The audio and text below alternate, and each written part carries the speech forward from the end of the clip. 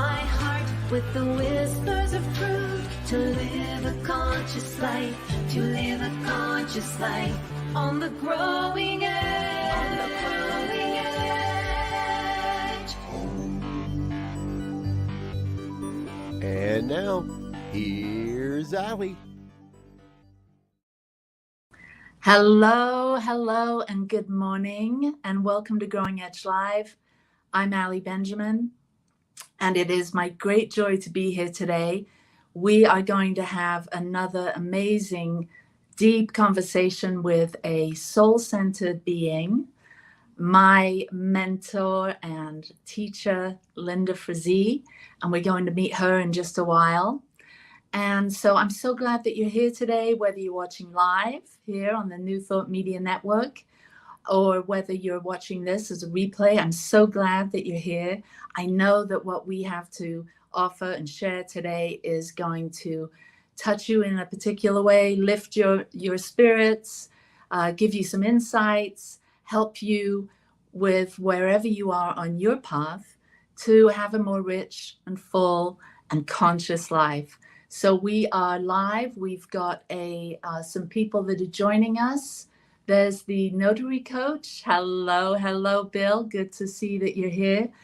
And we are really all about bringing to people's awareness people that are sharing their time, their talent, their energies in support of helping others find a richer, more meaningful life. And so you're going to meet people throughout the coming months from all walks of life that have a beautiful piece to share with us to really help us to see what an amazing world we live in and what a rich, colorful rainbow spectrum of humanity we're playing with here on this earth playground. So welcome. I'm glad you're here. And I always start the show with a segment that I call Ask Allie. And today I have a question that I thought was really fun. And this comes from AJ. And AJ says, my sister has been encouraging me to work on myself. And I don't know if I want to, based on what I've seen her go through. She sometimes seems more unhappy than usual. Why is it important to work on spiritual development or study spirituality? And where do I start? So isn't that true? Haven't you noticed, if you're on a spiritual path or you've witnessed someone dive into personal development, have you noticed that there can be periods of ups and downs, highs and lows? And that's how it goes. And that it can be a bit of a rocky road as you start to explore your inner workings. You explore who you really are and why you're here and what you're going to do about that. It's not all unicorns and rainbows, as one of my friends just mentioned. It can be troubling. It can bring up, put some light on some dark corners that maybe we haven't explored. But the good news is it's worth it, because what's buried, what we're not addressing, what we're not looking at, it has a way of sort of seeping into our everyday experience, especially our relationships. Someone said, what's buried alive stays alive. And it does. So if there's issues, self-worth issues, if there's some self-loathing issues, or if there's people that you haven't forgiven, if there's things that happened in the past that are really, really difficult to think about or look at, that can be hard to shine the light of awareness on. And so it's worth it. It's worth doing it. Why? Because once we can shine the light of awareness, once we can see what some of our unconscious patterns are, and we start to realize that we all have this. It's not just us. So many people are struggling with things that they don't want to talk about, that they're ashamed of or embarrassed about. But once we get help, maybe it's therapy, Maybe it's taking a course or a class or starting meditation, something like that. We start to see that there can be a gentle healing or a gentle discovery and a gentle release that occurs that helps us to move into a life that is so much more relaxed and centered and peaceful. Relationships, conversations seem to flow in a more natural and organic way. And it takes work. It takes work. And so I definitely think it's worth it. I definitely think it can be challenging. So it's one of those both and things. It's difficult, but it's definitely worth doing. I know for me, I started in my late 20s, and my life had become unmanageable, and I was going through some difficulties, a very challenging divorce. And my first step onto my spiritual path, so I guess this is kind of addressing that where do you start piece. My first step was finding the Louise Hay book, You Can Heal Your Life. And then that led me to an Al-Anon meeting, because my particular messy life consisted of living with an active alcoholic drug addict. And so it was very, very challenging. And so I found Al-Anon, which is for friends and families of people that are addicted to substances. And through my work with Al-Anon, I started to come out of my shell. I started to see that I wasn't alone. And I started to see, start learning the importance of self-discovery and building self-awareness, and seeing how I had a role in the dysfunction of my relationships. And so that led me down a path that's been my whole life's path, really, of reading spiritual books, self-empowerment books, self-development books. It led me to find a spiritual community within the New Thought movement. And that was a center for spiritual living in San Diego. That's where I was living at the time. And that leads to another important part of what's helpful when we're on this sometimes challenging path of self-discovery is finding people that can support you, a community, a loving, caring community that can support you with friendships and with resources that will help you to stay feeling connected to yourself. And having that support was very important and very empowering. It actually opened me up to so much and helped me to see the rich banquet table of options that are out there for people like me and people like you that are interested in personal development and spirituality. And so that really led me to become a science of mind practitioner and then a minister. And it's really been a beautiful life and has led to a lot of breakthroughs. I think one of the biggest parts of spiritual awakening and being on the path to self-development is learning about self-forgiveness and forgiveness in general. And there's so many ways that you can be supported with that. Like I said, through therapy, through finding a science of mind practitioner, or being a part of a women's group or men's group or just a spiritual group in general. And that helps with being able to soften, open the heart, and be willing to let go of some of those more challenging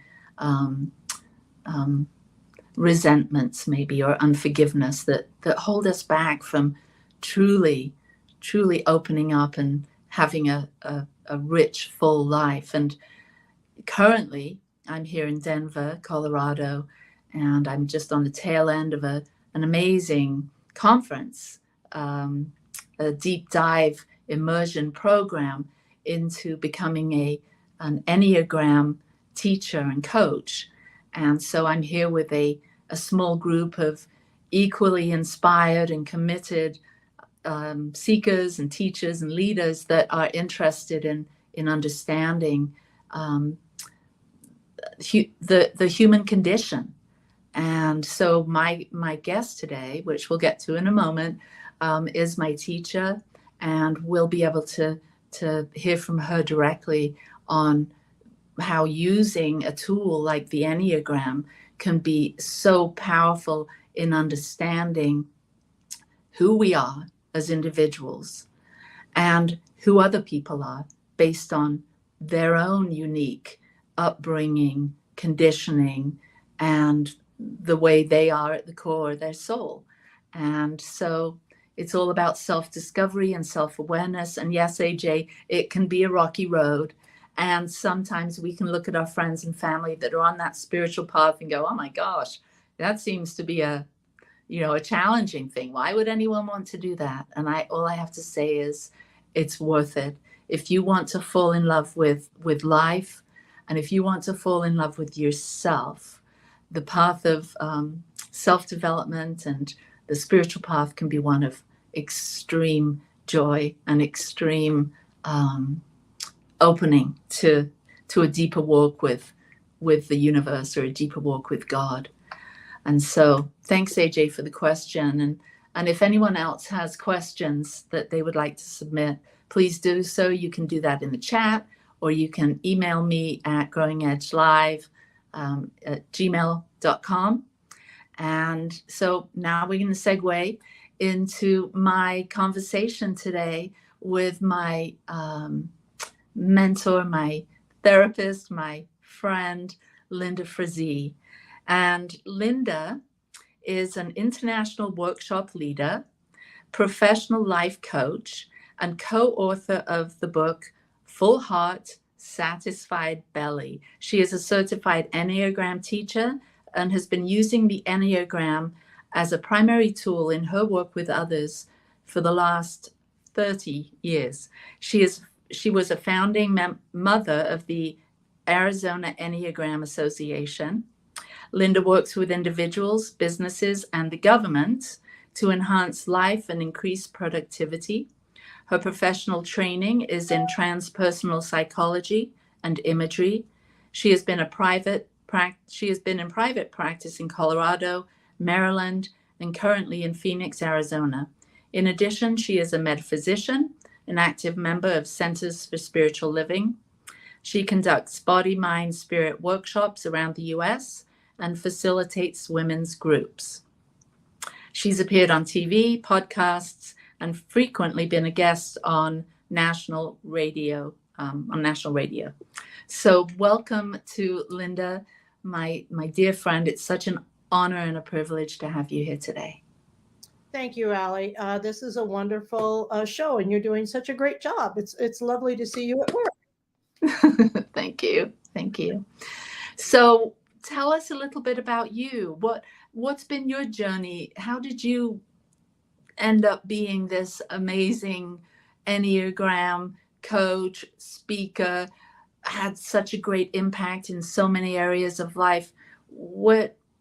How did you get from birth to here in the next 2 minutes? No, I'm just kidding. Right. Yes, well, I was gonna say, how many hours do we have here? Okay, but well, I knew you were going to ask that question, so I thought about it a little bit. And one of the things that I don't customarily talk about in on TV or on radio is the fact that I had a head start with my family.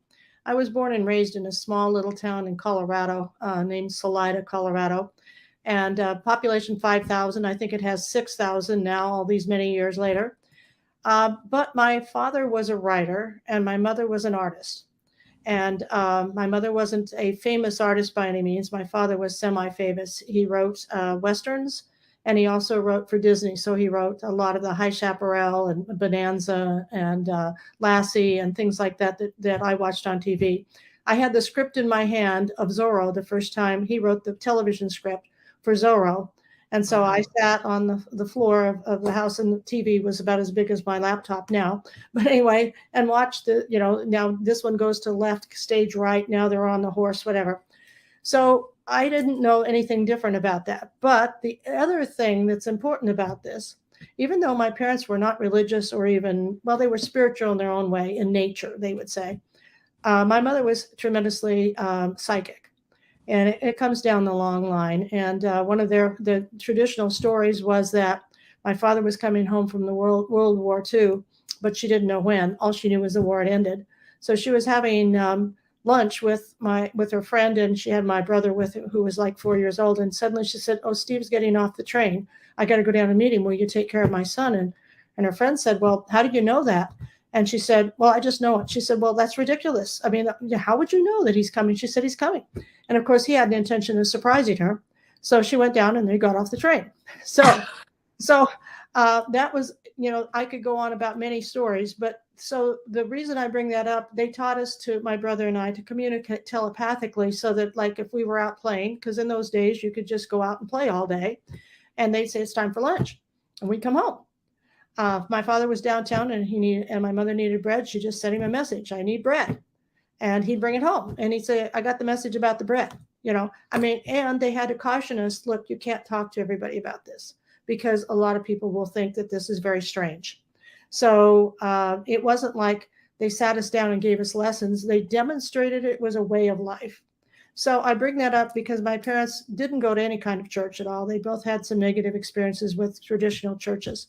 So, but I knew more than I should know at a very young age. And I would say by the time I was 8, I had surpassed them in my abilities on that level. Intuitive, we could just call it your intuitive nature. And I do think that that's helped me tremendously in my career. So I'll skip forward many years, and now had been married in a bad marriage, got out of that, was in a single mother, and my oldest daughter was about 15, and I had raised them somewhat Catholic, somewhat. I wasn't tremendously a devout, but I taught catechism. My oldest daughter Michelle went to catechism, and she got kicked out of catechism for asking too many questions. So we moved frequently because I was also a real estate investor.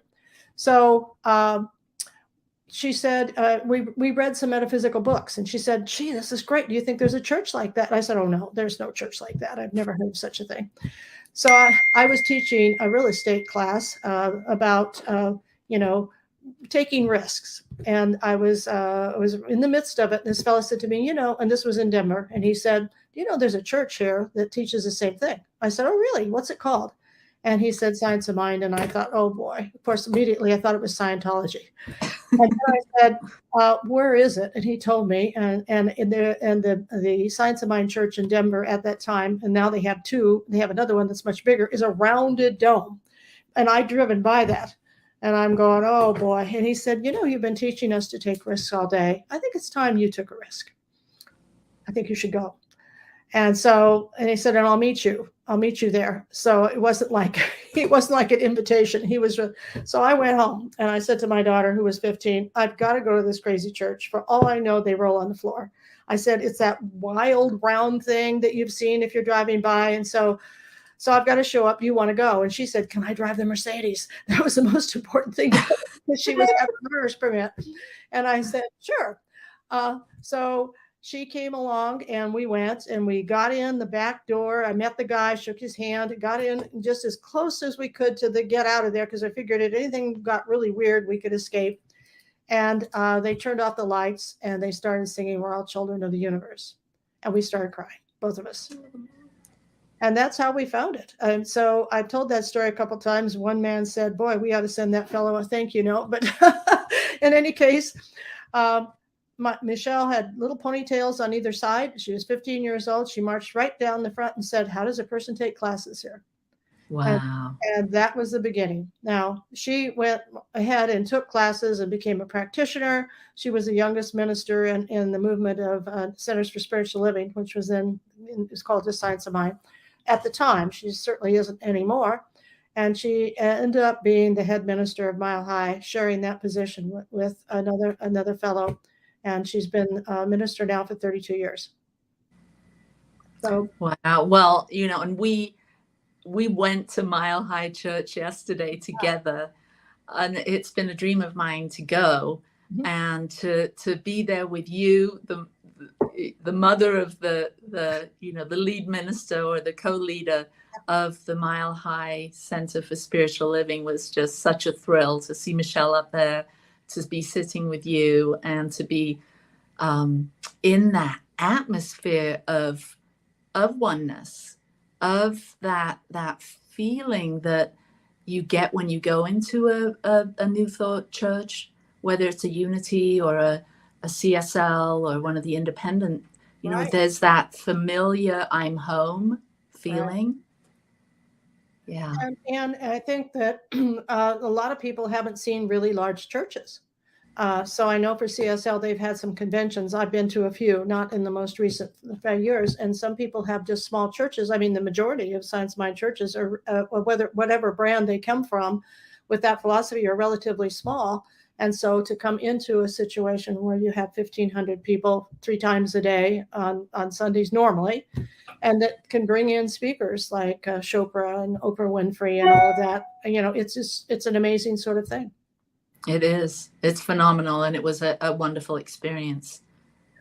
So Michelle, of course, took that route of going right up the spiritual, climbed the spiritual ladder, I guess you'd say, in her success. And what I did is I had this background in transpersonal psychology, but I felt like I had to support my 3 children, and I had no idea how I was going to do that. So I just didn't hang out a shingle right away. But I started teaching the principles that I knew and were working for me. And here is another interesting thing that happened. I was selling real estate, and that was my primary thing. I was also doing an internship for my transpersonal psychology, but that was separate. And I had an opportunity, and I had been successful in real estate. And so this one particular month, I was a salesperson of the month and also lister of the month, and so the office I was in was primarily all men.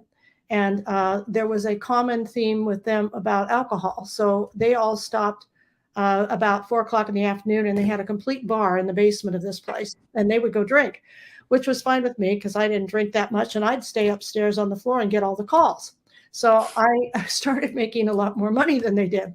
But this one month I was again lister and salesman of the month, and it looked really good, and they had announced it and all of this. And suddenly things started to fall. Things started to fall down. It wasn't going well. Somebody came in with a dread disease. I had sold their house. I sold another house. It was a chain of things that I'd sold. The man had Guillain-Barré disease. He was in the hospital. I had to go in and have him sign while he could still write. So we went and did that. And somebody else decided they wanted to get divorced. And when I would tell this story, when I was on the speaking circuit, I'd say, I tried to counsel them to stay together because their loan was approved, but they didn't want to do it. So I lost that. So anyway, the whole thing went down. So I went home and I thought, okay, I have had an issue with money in my life before. This is part of my responsibility. Now, if I hadn't gotten into Science of Mind and been able to get into that philosophy at the level that I had taken a lot of classes at that point, I might not have gotten that. So I credit a lot of that coming from that spiritual source. So I went home, and by that time I was doing imagery with groups a lot. So I put myself into imagery.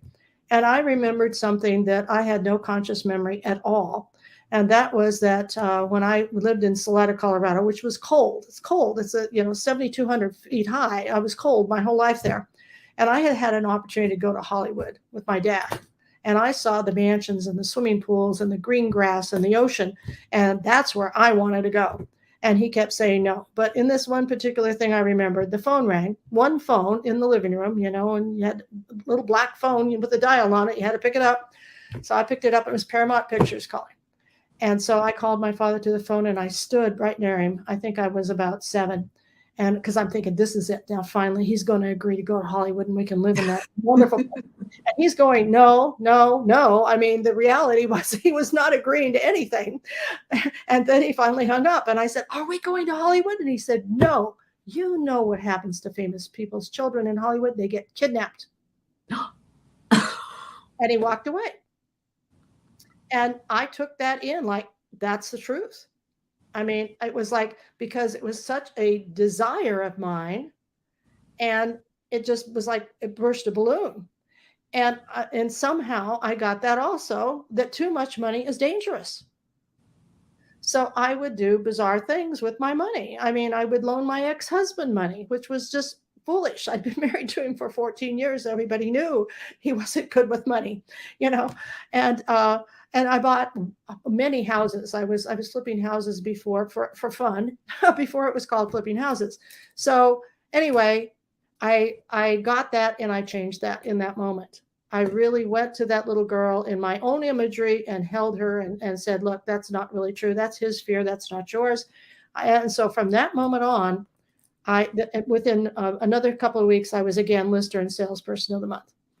And so my broker, who was, as I said, he was probably an alcoholic. I don't really know because I didn't follow him around all the time. But again, he was a big drinker and thought I was pretty weird. He often say, I don't get you. I don't know. You're pretty weird. And I said, I am, you're right. So anyway, we set a sales meeting. Well, tell me now, Frazee, I've never seen anything like this. It's like you were snake bitten and you bounced right back up. How did you do it? And I said, you don't want to know. You don't want to know. And he said, no, I do. Just tell me. Well, I told him. And he said, I challenge you to improve the production of this office with your techniques. And I said, you're on. Now, when I've told that on a stage too, I've said, obviously I wasn't healed because I didn't ask for money. So, but anyway, I said yes. So I started, they gave me the 5 people who were the lowest producing. And in this company, it was a premier one in Denver. And you had to make a certain amount of money or you got kicked out. I mean, it wasn't just, it didn't work out of the house the way that people do now. And you couldn't just make a little bit or have 1 or 2 sales a year. You had to really stay at a certain level. Well, there was one little guy named Don, sweet little guy who I thought was quite old. He probably was nowhere near the age I am now. So, but he looked like a little grandpa. And we were in these bullpens. So when a new person would come in, they'd walk in and they'd see all of the agents. Well, if they were a young couple who had no money, they'd had 3 or 4 bankruptcies, they had 5 kids, they hardly had work, they would go immediately to Don because he just looked like he would be this nice guy who would take them under his wings, which he did. So Don was working his tail off and he wasn't making much money. So he was one that was assigned to me, among others. And what happened for Don is he got that the subconscious message he was operating on was from his mother. Don't ask for very much because that way you won't be disappointed. Wow. So I worked with him in shifting that and he went crazy. He did so much money and did so well that he was able to retire in about 5 years. And in the meantime, he came to me and he said, okay, well, I've got to back up a little bit. So I was just doing this to prove to my broker that I could help with my techniques, but I didn't have any regular sign with it. I was just doing it as it came up. And so finally, somebody came to me. I would just say, okay, I can do it on Thursday next week.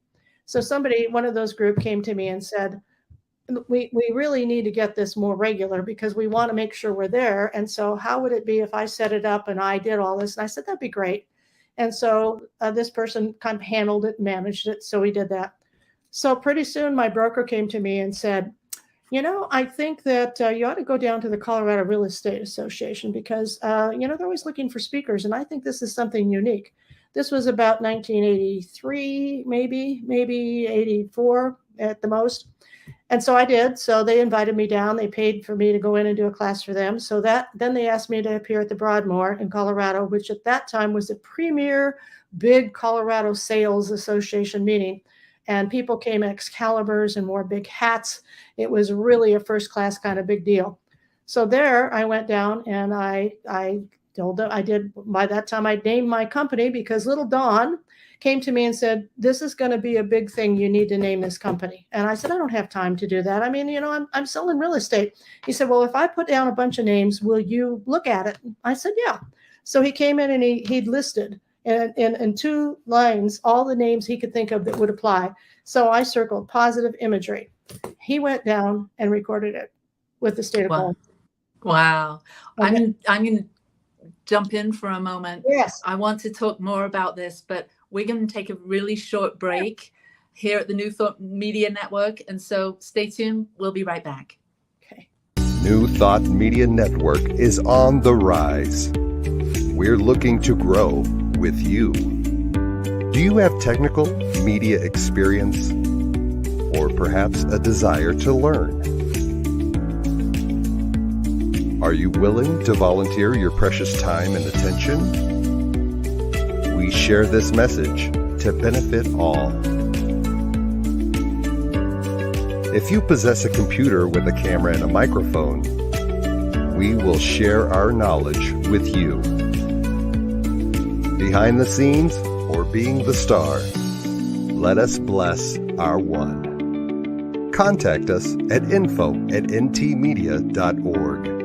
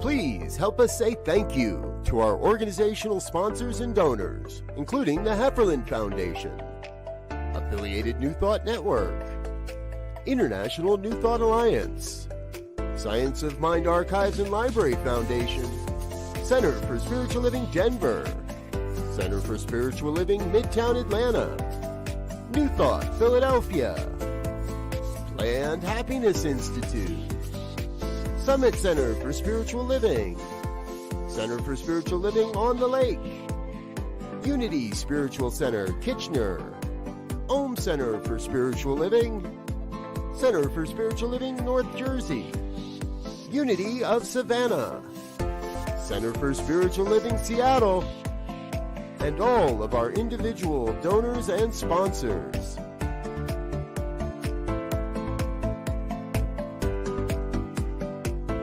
Thank you for being a part of the New Thought Media Network. Please come be you.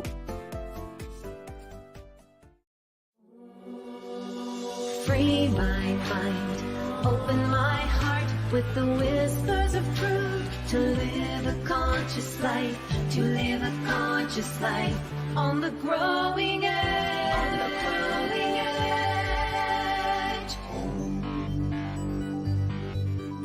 And now, here's Allie. All right, we're back. And I love hearing about your story at your real estate company and Don and how he started to thrive through the introduction of these principles and the practice of imagery, and then helping, like, harnessing that energy to help you come up with a name for your company, your business.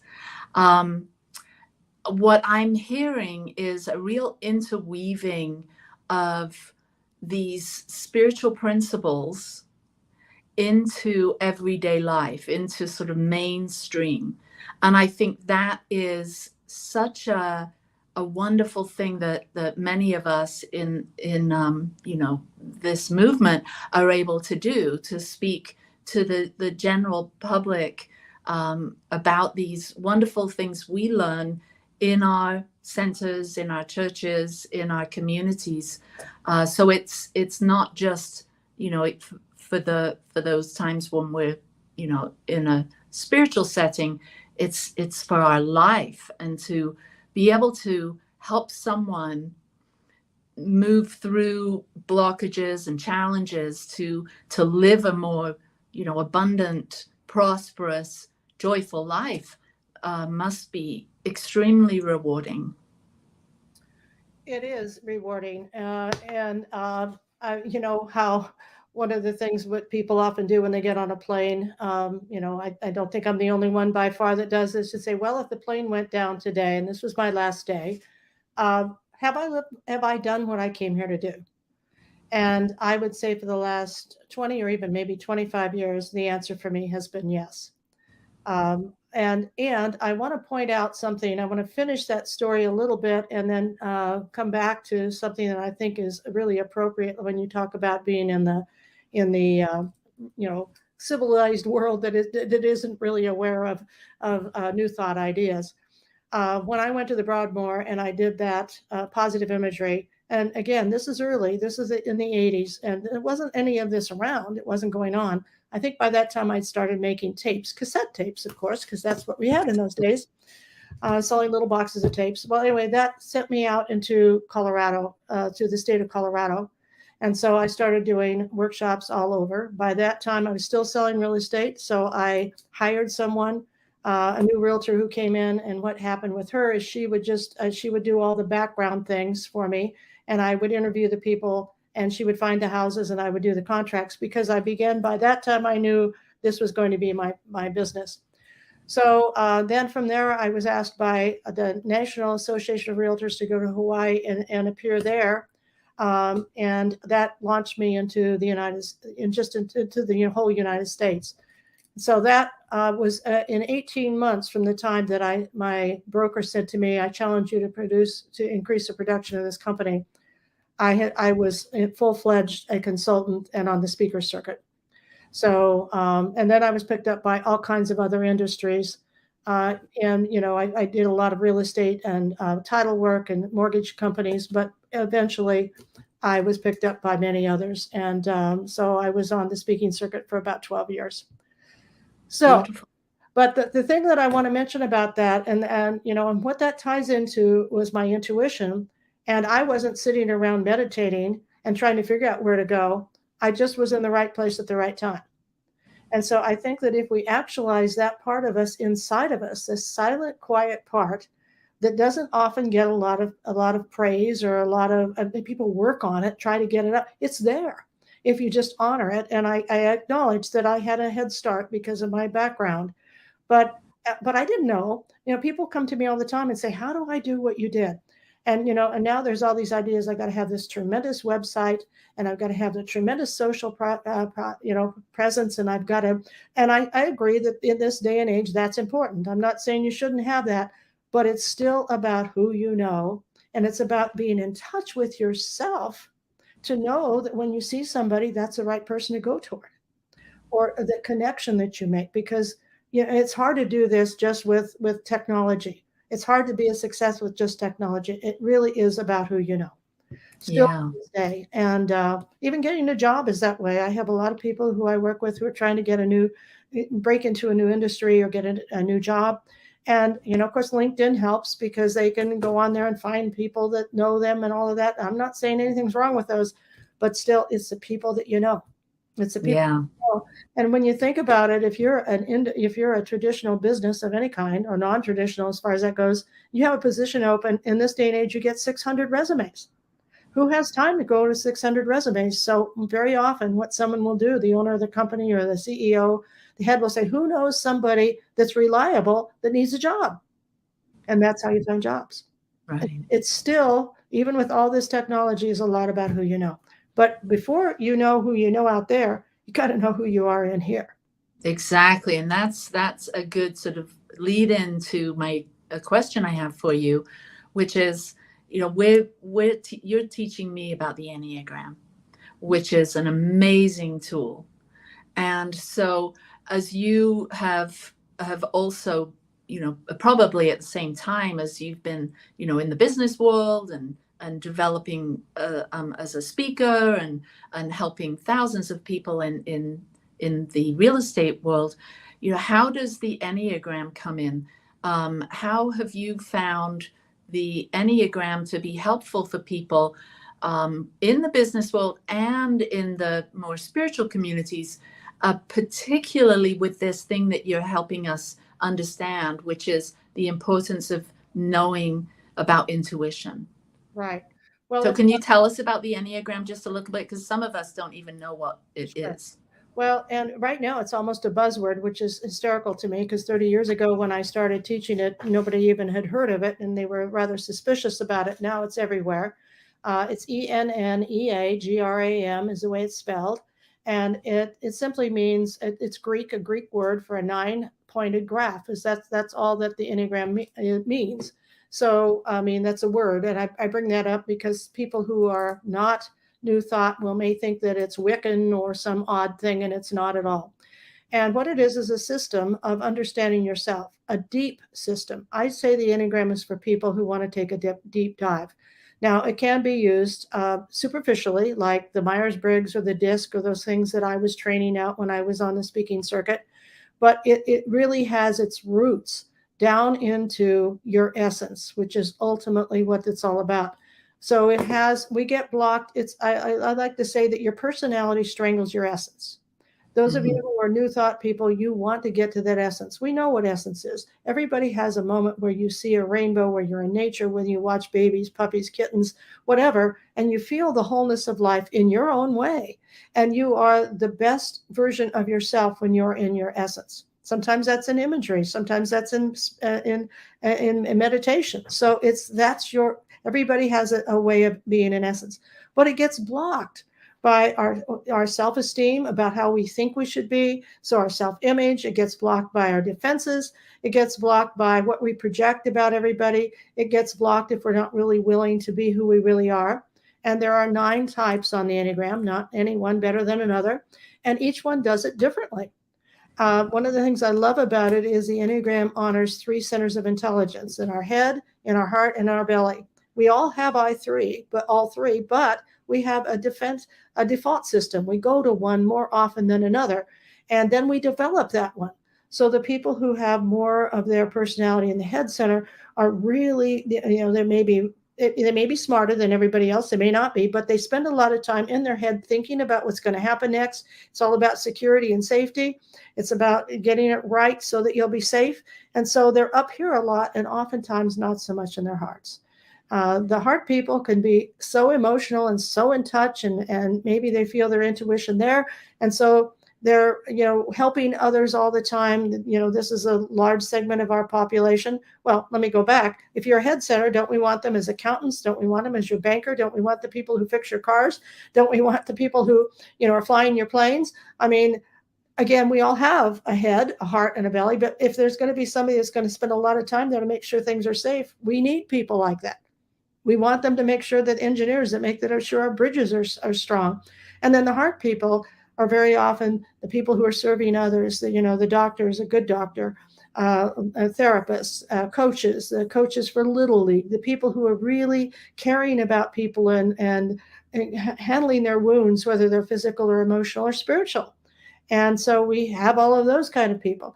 And then we have the people in the body instinct, who are the ones who are making sure things get done right, and that they get things that's not safe, and calling people out and saying that's not okay, that wasn't the way it was supposed to be.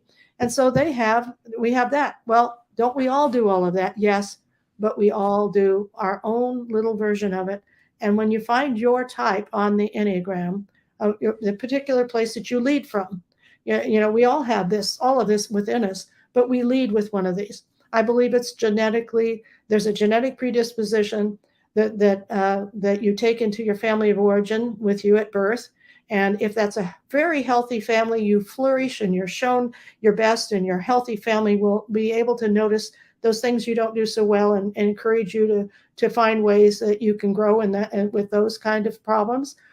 But if it's dysfunctional in any way, there's a lot of adaptive behavior. And so then you go to this lower level of your fixation, it's called in Enneagram language, and then that grows.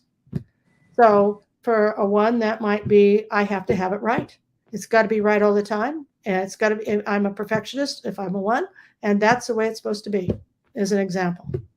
And so if that grows, and if that's even encouraged in the family, like you have one parents, they'd say, no, you've got to clean up your plate. You've got to there can't be any crumbs on the floor. There can't be anything like this. And so all of your energy gets into that instead of the beauty of just the divine perfection. So then you go to church, you're trying to get into the divine perfection, but this is like saying, but it's not right. The colors aren't right. The music is off a little bit. It's too hot in here. It's too cold. And you get all caught up in that, and you're unable to be in that at your deepest level. Wow. I can see how knowing your type and understanding some of these things, might you call them blind spots or patterns that keep you, struggling, that sort of put a filter over your experience so that you can't see reality with a capital R, so to speak. Exactly.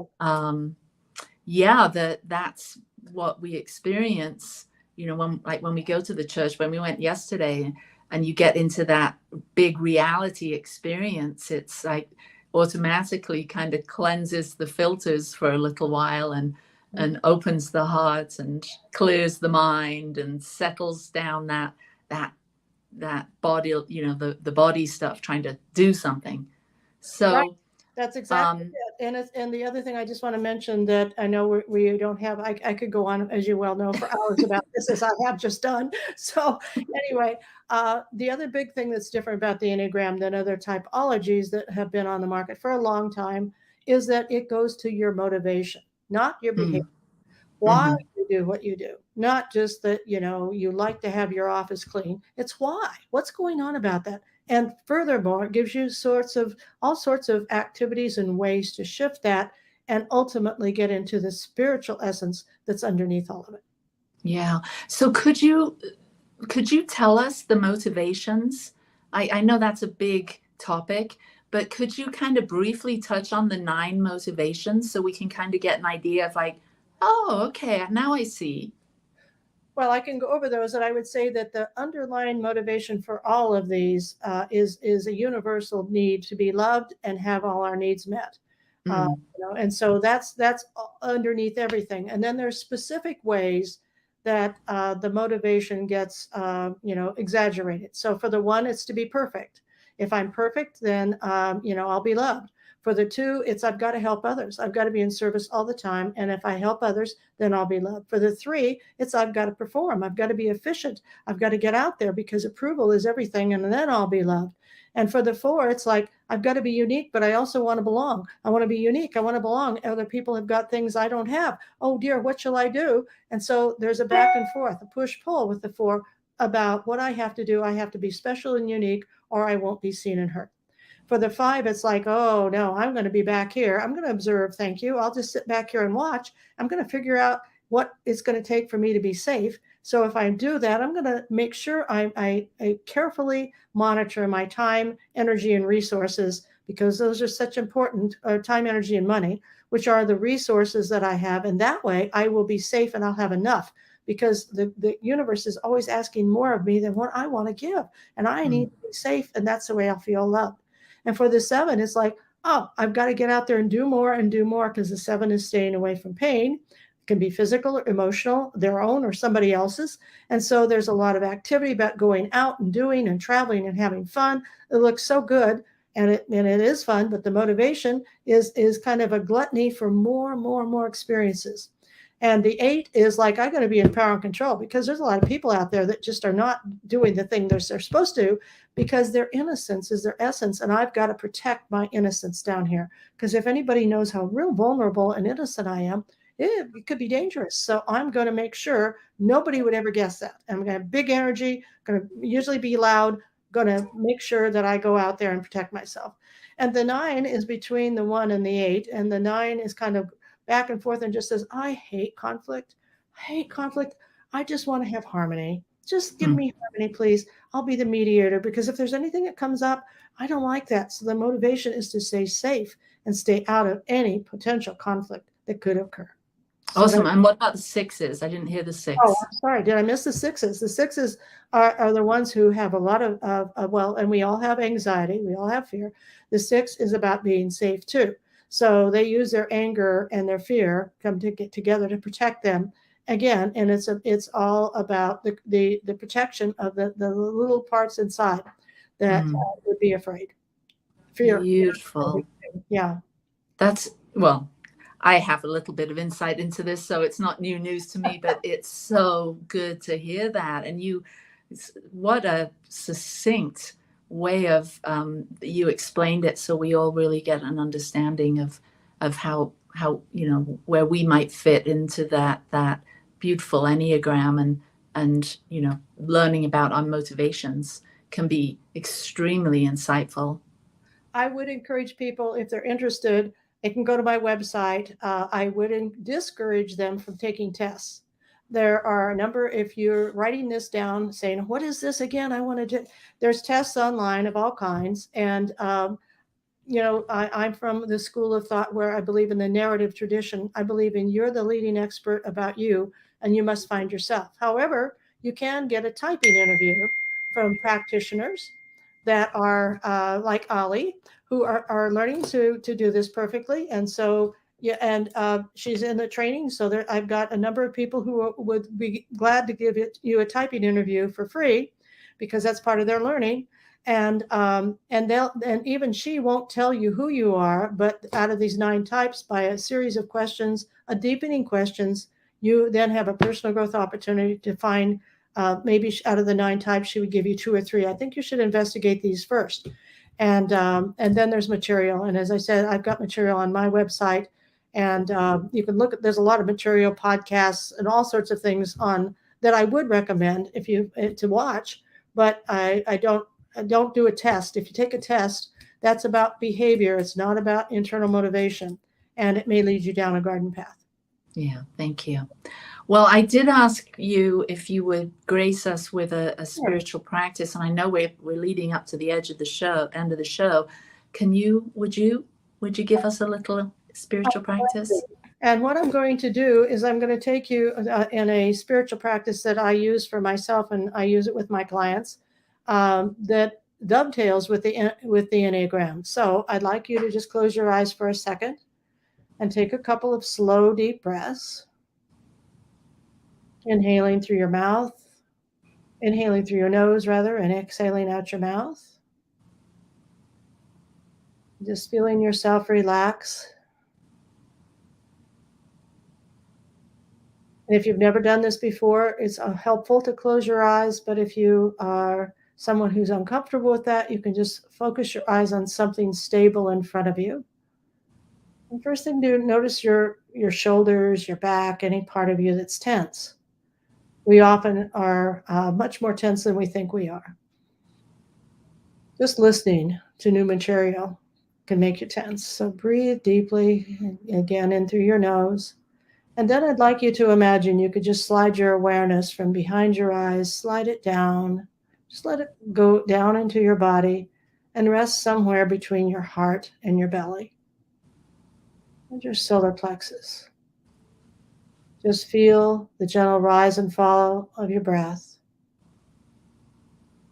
And now I'd like you to imagine that you're walking down a beautiful path in a forest. It's light, and it's a wide path, and it's safe, and it's beautiful.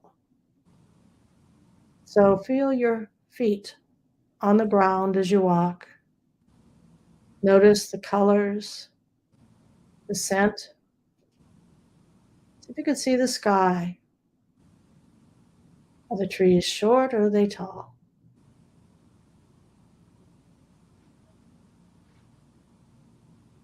And just enjoy this time being by yourself. And you hear a little sound, and it's water. There's a little creek nearby, but you can't quite see it. And then you turn a corner, and now you can see it.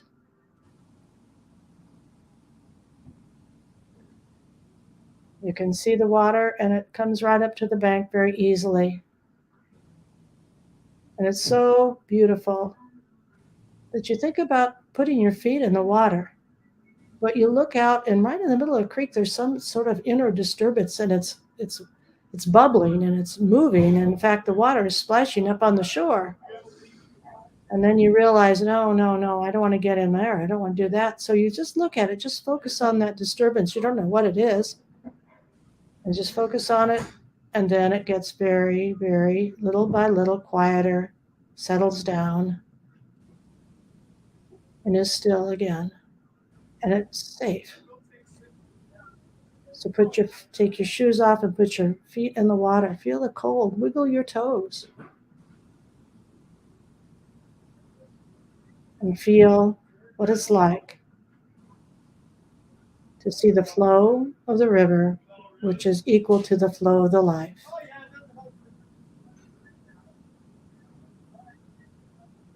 And now as you, for today, step back out, put your shoes back on, automatically drying your feet,